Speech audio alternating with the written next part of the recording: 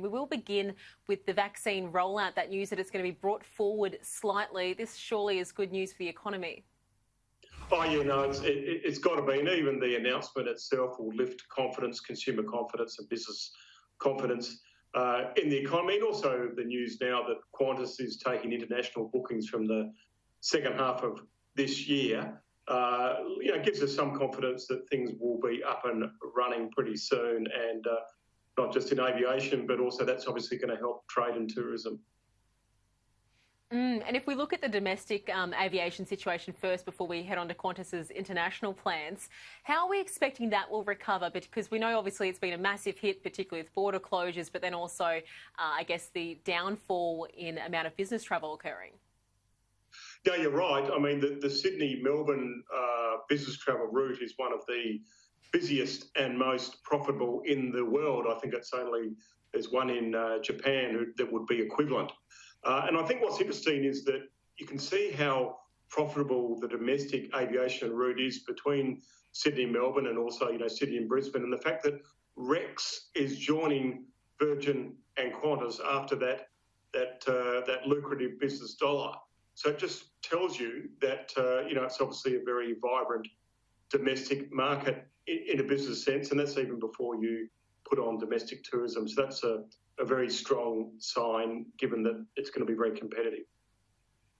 And didn't we see Rex's shares absolutely jump after that announcement was made?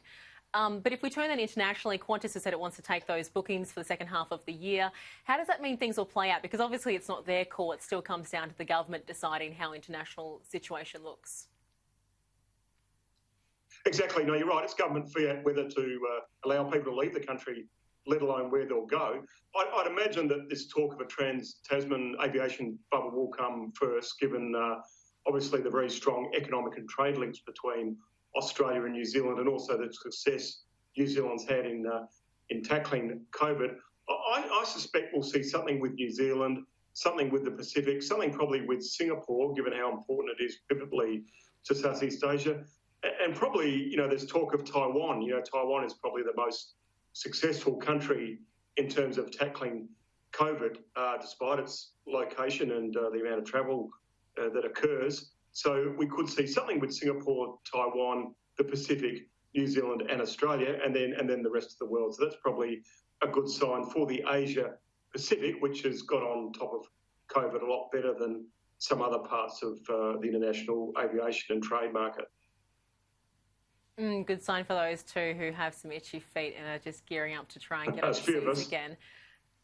But if we do turn to trade, I know all eyes are on when we'll get our own free trade agreement sorted with the UK, but we saw a Brexit trade deal go through just under a week ago. Is this an optimal outcome for Australian exporters given their strong ties to London?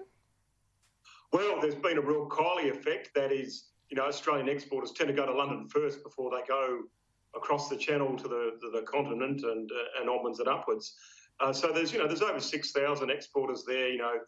Companies like Steriline Racing and Claymore Wines, Paolo Sebastian, they've all got a very strong UK base for its own sake.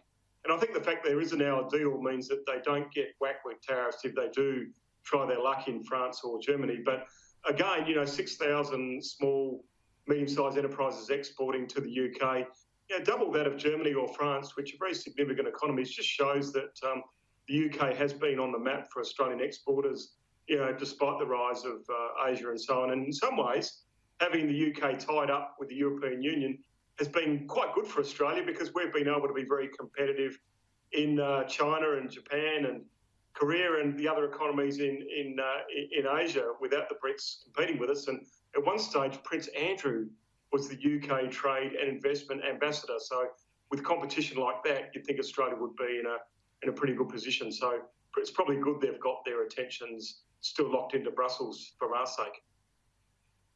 Yeah, absolutely. Tim Harcourt, thanks for your time this afternoon. Thank you very much for having me on.